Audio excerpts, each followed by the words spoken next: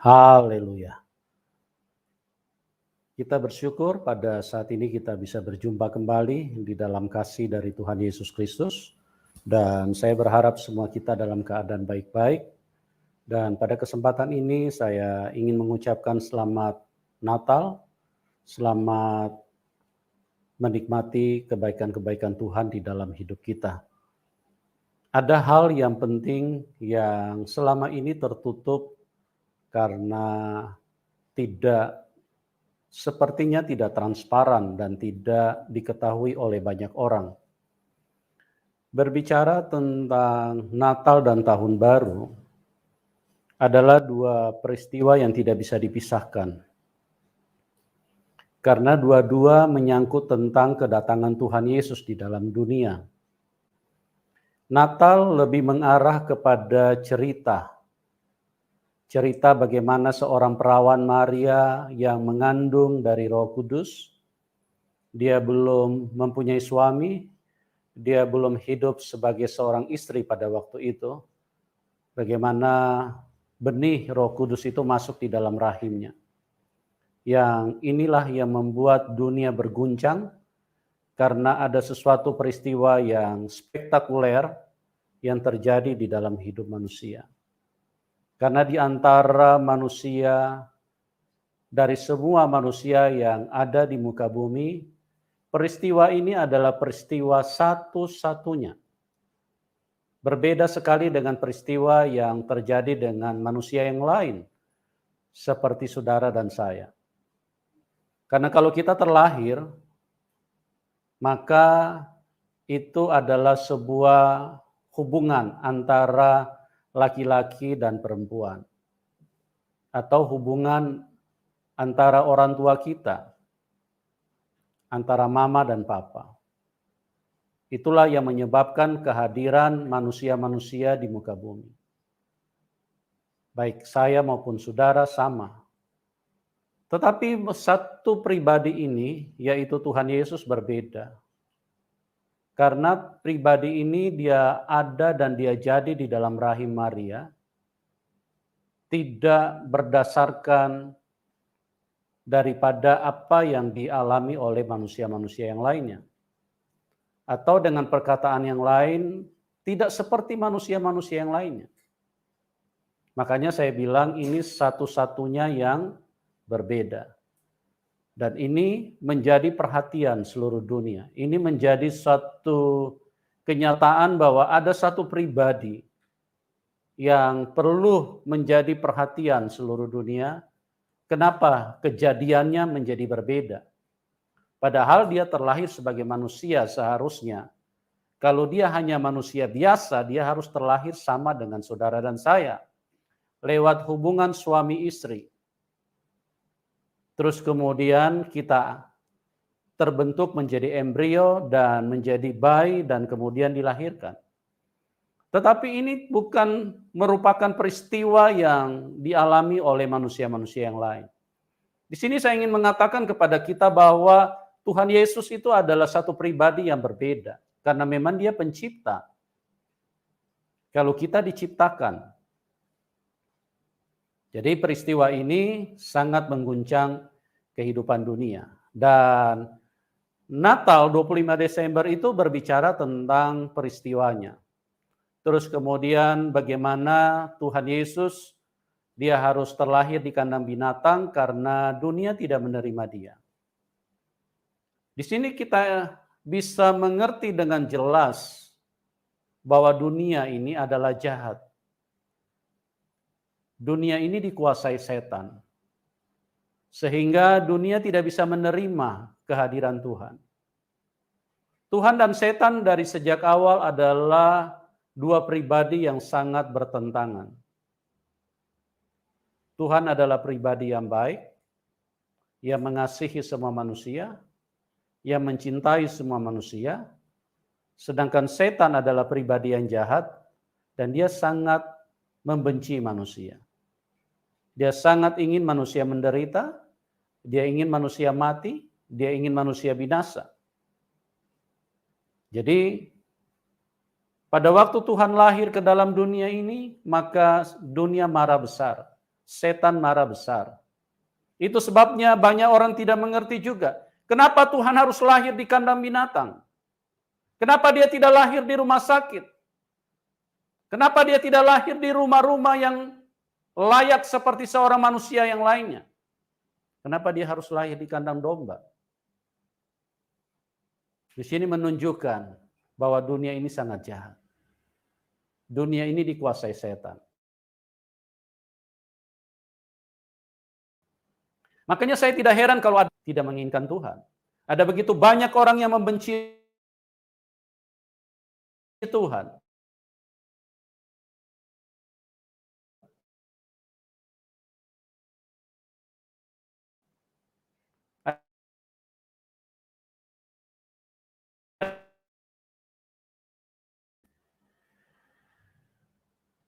Ya, mohon maaf, ini sedikit ada gangguan. Itulah yang menyatakan bagaimana kehidupan yang sesungguhnya yang sedang bergulir di dalam dunia ini. Oleh sebab itu, kita harus memperhatikan kenapa Tuhan Yesus lahir ke dalam dunia. Jadi, peristiwa ini adalah berbicara tentang Natal dan Tahun Baru tidak bisa dipisahkan. Dan dua peristiwa ini adalah mengacu daripada Tuhan Yesus adalah Tuhan yang Maha Kuasa, Tuhan yang Maha Besar yang turun ke dalam dunia. Jadi Natal 25 Desember menceritakan tentang kejadian peristiwa. Lebih mengarah kepada peristiwa. Terus kemudian bagaimana dia waktu lahir dan bagaimana orang-orang Majus datang membawakan persembahan. Bagaimana Raja Herodes marah dan membunuh orang-orang di Yerusalem. Anak-anak bayi pada waktu itu karena target daripada Herodes adalah bahwa Tuhan Yesus harus mati dan tidak boleh hidup di dalam dunia ini. Pernahkah Anda berpikir kenapa ada peristiwa seperti ini? Kenapa ada satu kehidupan yang tidak diinginkan oleh dunia ini? Herodes, raja atas Israel pada waktu itu, begitu marah. Dan dia membunuh semua bayi karena dia punya target adalah di antara bayi-bayi itu pasti ada Tuhan Yesus di situ. Waktu dia masih menjadi bayi. Pernahkah kita merenungkan kenapa peristiwa ini terjadi? Ada apa dengan pribadi ini? Kenapa dia begitu ditolak? Kenapa dia tidak diinginkan? Di sini menjawab kepada kita semua bahwa Tuhan Yesus itu berbeda dengan manusia lainnya. Karena dengan kelahirannya Tuhan, maka iblis akan tamat riwayatnya. Dengan kehadirannya Tuhan, maka iblis akan dibinasakan. Dengan kehadirannya Tuhan, maka semua kejahatan akan menjadi jelas. Karena Tuhan datang untuk memberitahukan semua kejahatan yang dilakukan oleh Tuhan. Oke, kita terus kemudian apa kaitannya dengan tahun baru? Kalau tahun baru itu berbicara tentang waktu kelahiran daripada Tuhan Yesus Kristus. Nah, di sini saya mau jelaskan, saya ingin menjelaskan lebih banyak lagi tentang ini karena banyak orang tidak mengerti tentang tahun baru. Tahun baru itu adalah bicara tentang ulang tahunnya Tuhan Yesus waktu dia turun ke dalam dunia. Banyak orang tidak mengerti ini. Karena di Indonesia dipakai istilah Masehi. Sebetulnya Masehi itu berasal dari kata Isa Al-Masih.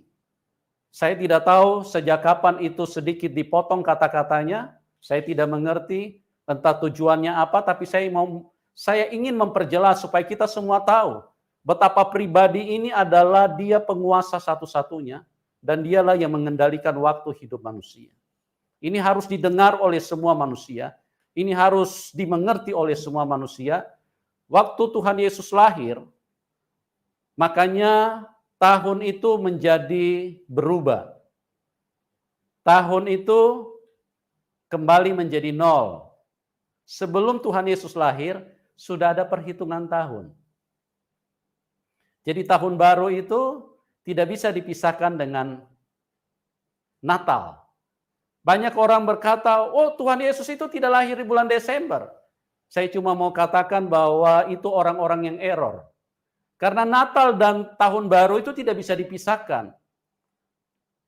Itu adalah dua peristiwa yang berkaitan seperti kayak dua sisi mata uang. Tidak bisa dipisahkan itu. Natal 25 Desember berbicara tentang peristiwanya. Sedangkan Tahun Baru itu berbicara waktu kelahirannya. Kalau di Indonesia, seringkali kita mempergunakan istilah sebelum Masehi dan sesudah Masehi. Kalau mau diperjelas lagi, di situ kita akan menemukan sebelum Isa Al-Masih dan sesudah Isa Al-Masih. Kalau mau diperjelas lagi, sebelum Tuhan Yesus dan sesudah Tuhan Yesus. Saya tidak tahu, sekali lagi saya tidak tahu mengapa menjadi berubah, menjadi kata-katanya menjadi Masehi. Saya tidak tahu sejak kapan dipotong sepotong dan kenapa menjadi Masehi. Tapi saya ingin beritahu kepada kita, Tahun Baru itu adalah bicara ulang tahun Tuhan Yesus waktu dia turun ke dalam dunia. Jadi kita semua harus tahu siapa pribadi ini. Dialah yang pegang waktu. Ya. Semua bicara di dalam kehidupan ini adalah bicara tentang waktu. Kelahiranmu bicara tentang waktu. Kematianmu bicara tentang waktu. Hidup yang terpenting di dalam hidup manusia adalah bicara tentang lahir dan matinya. Dan kalau bicara waktu, lahir dan mati seseorang, itu adalah bicara tentang waktu. Maka perhatikanlah bahwa semua manusia itu hidupmu ada di dalam tangan Tuhan Yesus. Tidak bisa keluar dari situ. Lahirmu itu ditentukan oleh Tuhan Yesus dan matimu juga ada di dalam tangan Tuhan Yesus. Tuhan yang menentukan semua itu. Tidak bisa dibantah kalau dia adalah Tuhan. Banyak orang besar yang lahir di bangsa Indonesia ini. Seperti Bung Karno. Bung Karno tidak bisa mempengaruhi tahun. Ya. Seperti yang kita kenal tahun kelahirannya Bung Karno, kalau saya tidak salah tahun 1901. Ya, Bung Karno punya kelahiran tidak bisa mempengaruhi. Tidak bisa dijadikan perhitungan waktu. Banyak orang besar di tengah dunia. Abraham adalah orang besar. Kelahiran Abraham tidak bisa mempengaruhi perhitungan waktu. Waktu berjalan tidak bisa berhenti. Dia berjalan terus waktu itu. Tapi berbeda dengan Tuhan Yesus. Waktu dia lahir di dalam dunia ini, waktu harus berhenti. Waktu harus menjadi nol. Karena sentral yang menciptakan waktu, itu adalah Tuhan Yesus. Dialah penentu waktu itu. Dialah yang mengendalikan waktu hidup manusia. Kita mau bicara apa saja. Bicara tentang pernikahan, itu bicara tentang waktu. Kapan Anda menikah? Tahun 1980, sesudah Tuhan Yesus. Atau sesudah Masehi. Tuhan Yesus menjadi sentral daripada kehidupan. Kapan dia mati? Tahun 1990, sesudah Tuhan Yesus lahir. Semua harus menghadap kepada Tuhan Yesus. Tidak bisa dibantah. Siapapun tidak bisa membantah ini, teman. Hanya kecuali otakmu sudah error, baru kita bisa membantah. Baru kita tidak mengakui. Semua kehidupan manusia diatur oleh Dia. Bicara apa saja, bicara pertemuan. Janji meeting dengan orang lain, semua bicara waktu. Bicara tentang istirahat juga bicara waktu. Jam berapa kita tidur malam, itu bicara waktu.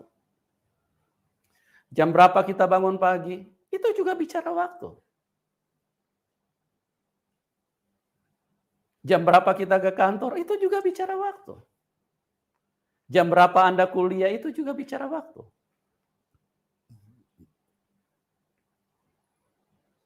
Bicara apa saja. Jam berapa makan siang, Jam berapa terjadinya kecelakaan? Kapan gempa bumi di Aceh? Itu semua bicara waktu. Tanggal 26 Desember tahun 2004 sesudah Tuhan Yesus lahir di muka bumi ini. Tidak bisa lepas, semua harus menghadap kepada Tuhan Yesus. Semua harus balik kepada Dia sang waktu itu. Dialah penentu waktu, Dialah yang menentukan hidupmu. Dialah yang menetapkan semua tentang peristiwa-peristiwa yang kita alami di muka bumi ini. Tidak bisa keluar. Sekali lagi, Musa orang besar. Musa nabi besar. Tapi hari kelahiran Musa tidak bisa mempengaruhi waktu. Waktu berjalan terus. Dia tidak akan berhenti. Tapi waktu Tuhan Yesus lahir, karena Dialah yang memberi waktu, Dia yang menciptakan waktu. Waktu harus memberi hormat kepada Dia. Waktu kembali menjadi nol. Semua harus hormat kepada kelahirannya di muka bumi ini. Bagaimana tidak? Bangsa-bangsa harus bersorak-sorai karena Sang Pencipta, Sang kehidupan, Sang waktu itu sendiri sedang turun ke muka bumi ini. Dialah Sang waktu itu. Dialah Sang kehidupan itu. Dialah yang menentukan setiap apapun yang terjadi di dalam hidup ini.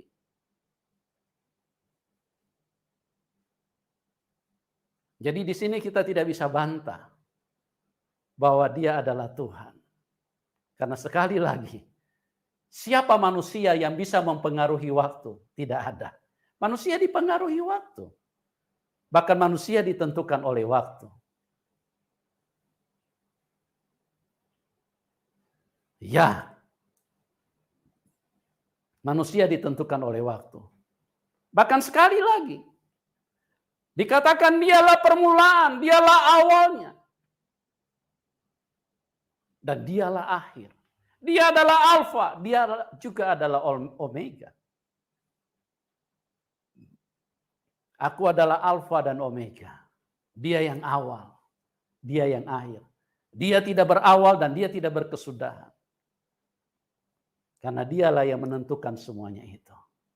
Bagaimana dengan Anda? Sudahkah engkau mengenal Tuhan Yesus? Sudahkah engkau menerima Tuhan Yesus? Atau engkau adalah orang yang dikuasai setan dan engkau terus menghina Tuhan? Atau engkau mungkin sudah percaya Tuhan Yesus, engkau adalah orang yang sering menolak Tuhan. Engkau tidak mau peduli dengan apapun yang Tuhan inginkan di dalam hidupmu. Yang kau peduli adalah keinginanmu. Yang kau peduli adalah kemauanmu. Yang kau peduli adalah pikiranmu. Engkau tidak peduli dengan apa yang menjadi rencana Tuhan. Oleh sebab itu, pada kesempatan ini, kita harus melihat kenapa Tuhan Yesus lahir di dalam dunia. Ini adalah satu berita yang sangat mengguncang dunia. Sangat menggemparkan dunia. Artinya, semua bangsa bersorak-sorai. Kita baca di dalam Lukas pasal yang kedua, ayat 10 sampai dengan 11. Demikian firman Tuhan. Lalu kata malaikat itu kepada mereka, jangan takut, sebab sesungguhnya aku memberitakan kepadamu kesukaan besar untuk seluruh bangsa. Hari ini telah lahir bagimu Juru Selamat, yaitu Kristus Tuhan di kota Daud. Hari ini telah lahir bagimu. Malaikat datang dan berbicara kepada manusia. Jangan takut. Aku memberitakan kesukaan besar bagi seluruh bangsa. Karena hari ini telah lahir bagimu Juru Selamat, yaitu Kristus, Yesus Tuhan di kota Daud. Tuhan telah turun ke dalam dunia. Ini adalah satu momen yang membuat seluruh bangsa harus bersuka cita. Ini adalah satu momen yang membuat seluruh bangsa harus bersorak-sorai. Karena ada satu peristiwa besar di mana Sang Pencipta, di mana Sang kehidupan itu turun ke dalam dunia. Saya mau beritahu kepada kita, banyak orang bersuka cita kepada hal-hal yang seharusnya bukan menjadi fokus atau bukan menjadi tempat untuk bersuka cita. Banyak orang bersuka cita karena mereka punya rumah baru. Itu benda-benda mati. Itu tidak bisa membuat kita manusia bersuka cita. Karena bagaimana benda mati bisa mempengaruhi perasaan manusia? Perasaan itu kehidupan.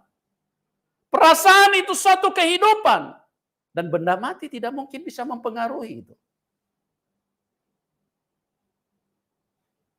Banyak manusia bersuka cita, tapi tidak pada dasarnya.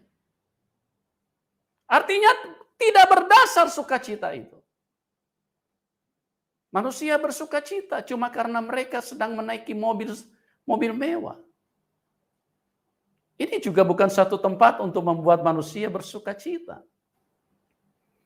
Karena bagaimana mungkin benda mati bisa mempengaruhi perasaan manusia?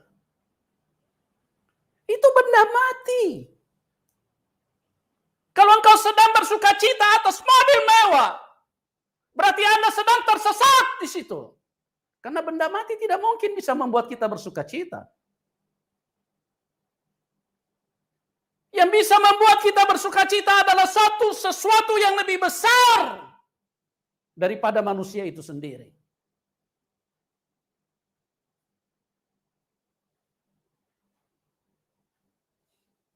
Banyak orang bersuka cita kepada hal-hal yang tidak seharusnya mereka bersuka cita.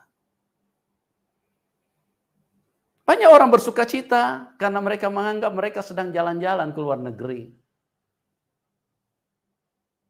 Itu semua adalah hal-hal yang tidak menjadi dasar untuk kita bersuka cita. Untuk bukan menjadikan kita bersorak-sorai. Sebetulnya hal-hal seperti itu justru berpotensi menyebabkan manusia akan menjadi berduka. Karena manusia akan kelelahan. Karena manusia jalan-jalan itu yang paling pertama terkuras adalah tenaga. Manusia jalan-jalan yang paling pertama terkuras bukan hanya tenaga, dompetmu juga terkuras habis. Manusia bersuka cita yang terkuras itu adalah pikiranmu. Karena dari jalan-jalanmu itu akan banyak mempengaruhi, menarik pikiranmu kepada hal-hal yang botan-botan yang bukan-bukan. Jadi mari mengerti apa yang membuat kita harus bersorak-sorai di dalam hidup ini. Jangan kita menjadi orang yang, maaf bicara, menjadi orang yang bodoh. Kenapa manusia menjadi bodoh? Karena manusia tersesat. Tersesat, manusia tidak mengenali jalan kebenaran. Manusia tidak mengenali jalan kehidupan. Manusia tidak mengenali terangnya Tuhan. Manusia sementara asik dengan kesesatan. Dan mereka menganggap itu suatu sukacita. Bahkan hal-hal yang bisa membawa mereka kepada kematian. Justru itu yang mereka anggap sukacita. Hari ini telah lahir bagimu Kristus Tuhan di kota Daud. Aku memberitakan kesukaan besar bagi bangsa-bangsa. Kesukaan besar bagi dunia. Hari ini telah lahir bagimu. Sekali lagi, apa yang bisa membuat manusia bersorak-sorai? Bukan karena makanan. Bukan karena makanan. Anda mau makan di restoran bintang 5, bintang 7, bintang di langit pun tidak bisa membuat Anda bersuka cita.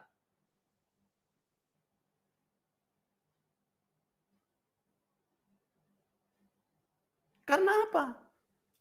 Karena semua itu bersifat sesuatu yang benda-benda mati. Tidak bisa mempengaruhi hidupmu. Paling tinggi juga cuma mempengaruhi indera perasa kita. Mungkin kita rasakan sedikit lebih enak daripada dengan makanan yang di rumah. Tapi dampak negatifnya justru lebih besar daripada itu. Apa yang bisa membuat manusia bersorak-sorai? Apa yang bisa membuat manusia bersuka cita? Adalah kelahiran Tuhan di muka bumi ini. Dia turun karena dia lebih besar daripada manusia. Dialah yang membuat hidupmu menjadi berubah. Dialah yang mengubahkan perasaanmu. Dialah yang membangkitkan hidupmu. Dialah yang mengubahkan hidupmu. Dialah yang membawamu naik. Dialah yang membuatmu menjadi bahagia. Dialah sumber sorak-sorai itu. Segala bangsa bersorak-sorai dengan kelahiran Tuhan. Segala bangsa bersuka cita karena Tuhan lahir di muka bumi ini. Bukan karena benda-benda mati, tapi karena Dia yang lebih besar telah turun di tengah-tengah dunia. Dan Dia turun untuk apa? Untuk mengubahkan hidupmu. Untuk mengubahkan penderitaanmu. Untuk mengubahkan penyakitmu. Untuk mengubahkan kesengsaraanmu. Untuk mengubahkan segala hal yang membuat Anda stres di dalam hidup ini. Untuk mengubahkan keputusasaanmu. Sehingga Anda mulai muncul pengharapan. Anda mulai muncul sukacita. Anda mulai muncul iman di dalam hidupmu. Anda mulai muncul satu kepastian. Anda mulai melihat satu terang. Anda mulai berjalan di dalam kebenaran. Anda tidak lagi tersesat. Anda tidak lagi berteriak menderita karena hidupmu sedang tersesat di dalam hidup ini. Kenapa? Karena Tuhan lahir di dalam hidup kita. Karena apa? Karena Tuhan Yesus turun ke dalam dunia. Bersukacitalah, bersorak-sorailah. Kita lihat di dalam Mazmur pasal 47. Ayat 2 sampai dengan 5. Hai segala bangsa, bertepuk tanganlah. Elu-elukanlah Allah dengan sorak-sorai. Hai seluruh bangsa. Bukan cuma satu bangsa loh. Bertepuk tanganlah. Bersorak-sorailah. Karena memang sang sukacita itu telah datang. Sang kegembiraan itu telah hadir di dalam hidup manusia. Dialah yang mengangkat hidupmu. Dialah yang mengubahkan hidupmu. Dia telah hadir di dalam hidupmu. Saya ingin beritahu kepada kita. Apabila pejabat datang di dalam hidupmu. Apabila orang nomor 1 datang di dalam hidupmu. Engkau akan menjadi bangga. Dan engkau akan menjadi bersukacita. Untuk sementara waktu. Sekalipun dia cuma mampir untuk jabat tangan dengan Anda. Atau mungkin dia hanya menyapa Anda. Maka hidupmu bersukacita. Karena dia jabatannya lebih besar. Dan itu bisa mempengaruhi hidupmu. Dengarkan teman-teman. Bagaimana kalau Tuhan Yesus hadir di dalam hidupmu? Kalau Anda tidak bersukacita. Saya hanya beritahu bahwa Anda sedang tersesat. Anda tidak mengenali Tuhan.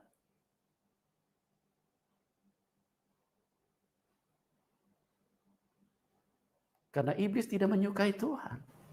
Iblis sangat membenci Tuhan. Makanya kalau ada orang yang tidak bersukacita dengan kehadiran Tuhan Yesus di dalam hidup ini. Saya cuma mau beritahu bahwa Anda sedang kesetanan. Tapi Anda tidak sadar. Bersukacitalah, bersorak-soraklah. Kita lihat ayatnya. Ayat 2, ayat 3. Hai segala bangsa, bertepuk tanganlah. Eluh-elukanlah Allah dengan sorak-sorai. Sebab Tuhan yang maha tinggi adalah dahsyat. Raja yang besar atas seluruh bumi. Raja yang besar atas seluruh bumi. Dia bukan raja kecil. Dia bukan negara kecil. Dia seluruh bumi. Dia lebih besar daripada Biden.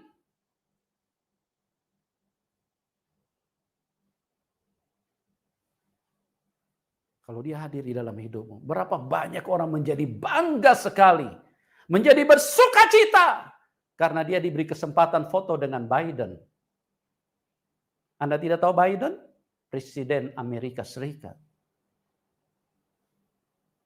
Berapa banyak orang menjadi bangga karena diberi kesempatan untuk berproses cuma hitungan beberapa detik. Seolah-olah dia menjadi seperti setara dengan orang besar seperti itu. Saya ingin beritahu hidupmu. Kalau Tuhan Yesus hadir di dalam hidupmu, dia permanen.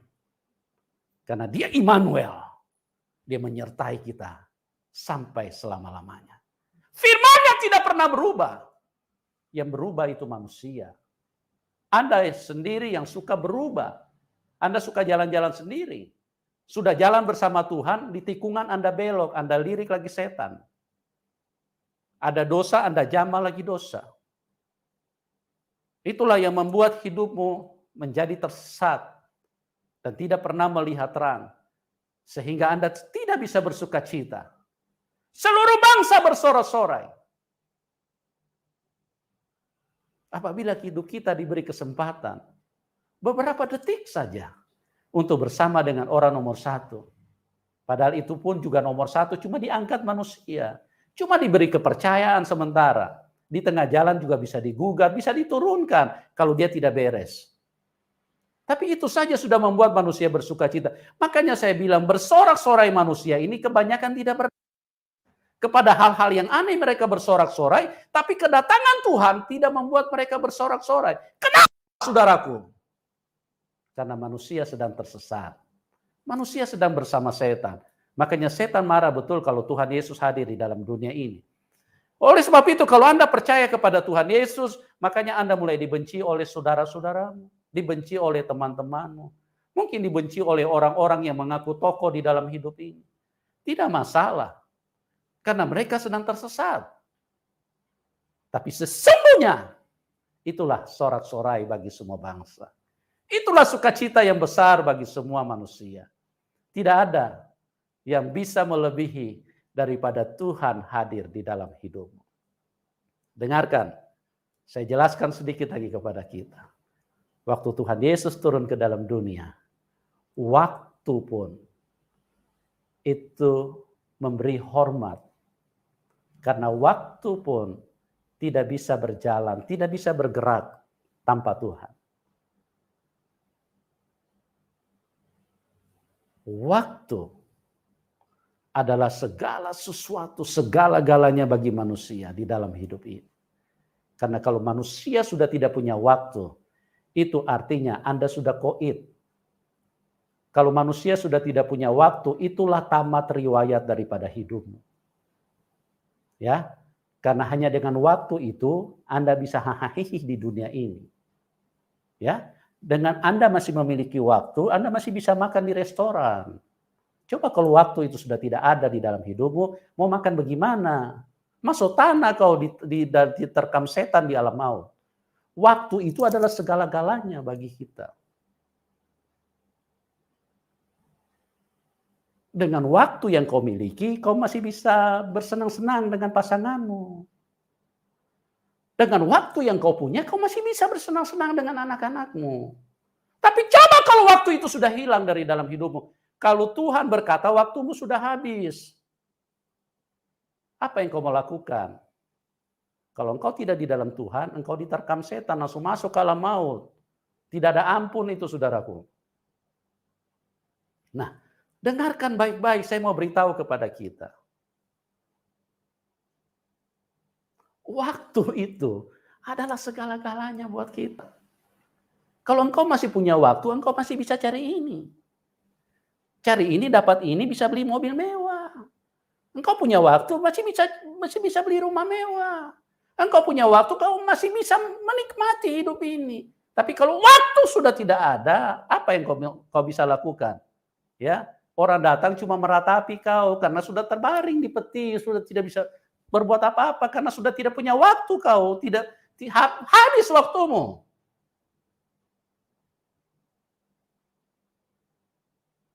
Dengarkan, waktu itu segala-galanya buat kita. Kita dibayar karena waktu kita. Kita kerja, itu waktu kita yang dibayar. Kita memberi waktu kita, kita dibayar. Makanya saya bilang waktu itu adalah segala-galanya buat manusia. Tapi yang segala-galanya ini, pada waktu turun yang empunya segala-galanya, yaitu Tuhan Yesus yang empunya waktu, maka waktu pun memberi hormat kepada dia. Waktu tidak bisa berjalan, waktu harus berhenti. Dan semua harus kembali jadi nol. Karena sentralnya itu adalah Tuhan Yesus. Before Christ and after Christ. Sebelum Tuhan Yesus dan sesudah Tuhan Yesus. Sebelum Tuhan Yesus tidak ada siapa-siapa, sesudah Tuhan Yesus juga tidak ada siapa-siapa. Sebelum Tuhan Yesus, before Christ. Atau kalau di Indonesia, sebelum Masehi dan sesudah Masehi. Saya perjelas lagi, sebelum Isa Al-Masih dan sesudah Isa Al-Masih. Sebelum dia tidak ada yang lain. Tidak ada apapun yang terjadi sebelum dia. Sesudah dia pun tidak ada. Jadi dialah segala-galanya itu. Waktu memberi hormat kepada dia. Waktu berhenti menjadi nol. Semua kembali harus memberi hormat kepada Tuhan Yesus. Bicara tahun kelahiranmu, sebut saja kelahiranmu berapa. Katakanlah engkau lahir tahun 1960 sesudah Tuhan Yesus. Atau di Indonesia, saya perjelas lagi biar kita semua ini jadi cerdas, jadi mengerti. Ya, jangan kita karena setengah-setengah, apalagi di Indonesia sudah pakai Masehi, sepertinya kayaknya kurang jelas kita ini. Saya perjelas lagi. Sesudah Isa Al-Masih. 1960 sesudah Isa Al-Masih atau sesudah Tuhan Yesus. Jadi hari kelahiranmu pun harus memberi hormat dulu kepada Tuhan Yesus. Sekalipun Anda tidak mengakui dia sebagai Tuhan. Gitu teman-teman. Ya, jadi hati-hati dengan hidupmu. Jangan kurang ajar dengan Tuhan Yesus. Dialah yang mempunyai segala-galanya. Waktu saja memberi hormat. Waktu tidak bisa lewat. Waktu tidak bisa bergerak. Dia harus kembali jadi nol. Karena sebelum Tuhan Yesus tidak ada apa-apa. Sesudah Tuhan Yesus pun tidak ada apa-apa. Jadi waktu itu bicara sebelum Tuhan Yesus dan sesudah Tuhan Yesus. Makanya seluruh bangsa bersorak-sorai. Karena dialah sang waktu. Dialah sang kehidupan. Dialah segala-galanya. Dia turun ke dalam dunia 2021 tahun yang lalu. Itulah yang dijadikan perhitungan waktu buat semua aktivitas manusia. Dengarkan, kalau Anda masih belum nangkap, saya tidak tahu Anda error kelas berapa ini. Terlalu berat Anda error. Terlalu berat Anda error. Terlalu berat hidupmu tersesat. 2021 tahun yang lalu, Tuhan Yesus turun ke dalam dunia. Dan itulah yang menjadi perhitungan. Bicara apa saja. Bahkan sampai bicara kematianmu. Dialah yang menentukan itu.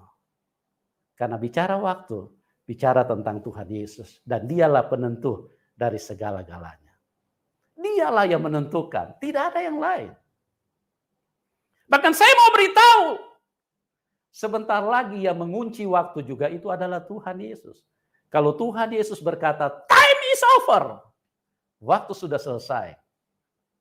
Maka dunia ini tamat. Dialah yang menentukan waktu itu. 2021 sesudah Tuhan Yesus lahir, sesudah Tuhan Yesus turun ke dalam dunia. Masihkah engkau tidak mau sadar? Masihkah engkau masih menolak ketuhanan daripada dia? Masihkah engkau ngotot dengan kebodohanmu? Masihkah engkau terus mau disesatkan oleh iblis? Sehingga engkau tidak bisa melihat siapa yang berkuasa di dalam hidup ini? Sudah seharusnya lah segala bangsa bersorak-sorai. Karena dia Tuhan turun dan lahir buat kita semua. Dia bukan hanya lahir buat bangsa Israel. Tapi dia lahir buat semua bangsa. Kenapa? Karena saya ingin berkata kepada kita sekali lagi. Seluruh dunia memakai tahun perhitungan dari kelahiran Tuhan Yesus. Karena apa? Karena dialah yang mengatur seluruh dunia ini. Tidak bisa pakai ulang tahun siapa-siapa yang lain. Ya, Presiden Korea mungkin dianggap orang besar. Mau pakai perhitungan tahun kelahiran Presiden Korea. Nggak bisa. Dia hanya manusia. Sudah mati dan tidak bangkit-bangkit. Masuk dalam tanah. Nggak bisa. Hanya Tuhan Yesus yang mengendalikan hidup ini. Kalau dia pernah mati, Itu hanya karena dia telah melakukan penebusan buat kita semua. Supaya kita tidak perlu mati karena dia adalah Tuhan yang hidup. Bersoraklah, bersorak-sorailah, hai semua bangsa, karena Tuhan Yesus telah lahir di dalam hidup kita, dan dia menjadi raja di atas segala raja. Tuhan Yesus memberkati kita semua, dan selamat Natal, dan salam kemenangan. Amin.